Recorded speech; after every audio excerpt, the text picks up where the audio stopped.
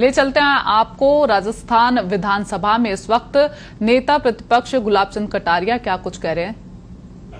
कोई चिंता की बात नहीं, जो डूबना है प्रदेश को तो डूबेगा। मतलब 10 वर्ष में चाहे मेरी सरकार रही हो चाहे आपकी रही हो, किसी मैं स्वयं शिक्षा मंत्री हूँ, अपराधी होऊंगा, कोई चिंता की बात नहीं। लेकिन आप कम से कम इन 10 सालों से इन जितनी कोचिंग संस्थाएं चल रही है, इनकी जितनी परीक्षाएं हुई है, उनके परीक्षा के रिजल्ट के साथ आप अपनी टीम लगा करके इनका पोस्टमार्टम करो, तब आपको समझ में आ जाएगा कि बीमारी कहाँ से चली है। ये बीमारी इन व्यवसायियों के थ्रू चली है। मैं और आप पेपर आउट करेंगे, पेपर लाऊंगा, 5 लाख दे दूंगा, 8 लाख दे दूंगा, मैं क्या 2 करोड़ 5 करोड़ 8 करोड़ दे सकता हूं क्या? ये सारे के सारे जो पैसे देने वाले बड़े बड़े दिग्गज लोग हैं, जो कोई 10 करोड़ में पेपर ले जाता है, कोई 3 करोड़ में ले जाता है, कोई 2 करोड़ में ले जाता है, फिर अपने कोचिंग संस्थान में रिजल्ट लाता है, उसके बाद बड़े बड़े पोस्टर बाहर लगाता है, मेरा 100% सिलेक्शन। ये है बीमारी की जड़। अगर मार करना चाहते हो तो यहाँ करो, तब तो जाकर के इसको कोई रोक सकोगे। बाकी से केवल मन को संतुष्ट करने का काम करो तो ये राजस्थान के उस गरीब बच्चे के साथ न्याय नहीं होगा, जो बड़ी मुश्किल से पढ़ता है, अपने घर में बूढ़े माँ बाप को भूखे मार के पढ़ता है और उसके बाद परीक्षा के लिए जाता है, रोता हुआ घर लौटता है। क्या दुख नहीं होता है? हम लोगों के मन में कोई रहम नहीं है कि आखिर उस बच्चे का क्या होगा जो अपनी बड़ी पीड़ा के साथ पढ़ रहा है। इन सारे पैसे वाले लोगों के पास में आपने सारी सरकारी नौकरियों को भेज दिया। मैं बहुत कड़वा सच बोल रहा हूं। आज जो पिछले 8 साल में नौकरी में लगे ना, उन सब का भी पोस्टमार्टम कराओ, आपको लगेगा आधा फर्जी मामला निकलेगा। कोई है नहीं, कोई सोचने वाला है इस पर कि आखिर उसके दर्द को कौन जानेगा? है ना, जिस प्रकार से हमने परीक्षा के माध्यम से इन पैसे वाले लोगों को उतार करके सारे के सारे उन गरीबों की आशाओं के ऊपर पानी फेर दिया। रात और दिन पड़ता है, भूखा प्यासा पड़ता है, घर बेच करके पढ़ता है, खेत बेच करके पढ़ता है, लेकिन जब उसका सिलेक्शन नहीं होता तो जहर खा के मरता है। कोई इस पीड़ा को समझने के लिए तैयार नहीं है। और हम इस कानून को ला करके दुनिया को बताना चाह रहे हैं कि हमने इतना बड़ा कानून कर दिया, इस कानून से कुछ भी नहीं होगा। मैं आज आपको कह रहा हूं, ये जो आपने नए प्रावधान जोड़े हैं, मैं सोचता हूं कि मुझे कुछ बोलने की इच्छा नहीं, मुझे बहुत दुख है इस बात का।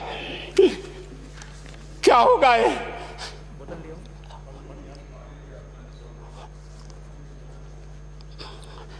किस तरह की गैंग पालनी है हमने? पानी पिला दो, है ना। मैं उस दिन भी पूछा था कि मैंने कहा ये शिक्षा संकुल पे है, जिन लोगों को ड्यूटी पे लगाया, इसको लगाने वाला दोषी कौन है, जिसके कारण से पेपर जो है ना काट करके निकाल दिया। ये तो ठीक है, भाग्य हमारा अच्छा था कि सवाई माधोपुर की घटना छूट गई और एसओजी को उसमें हाथ में लग करके कुछ केस लग गया।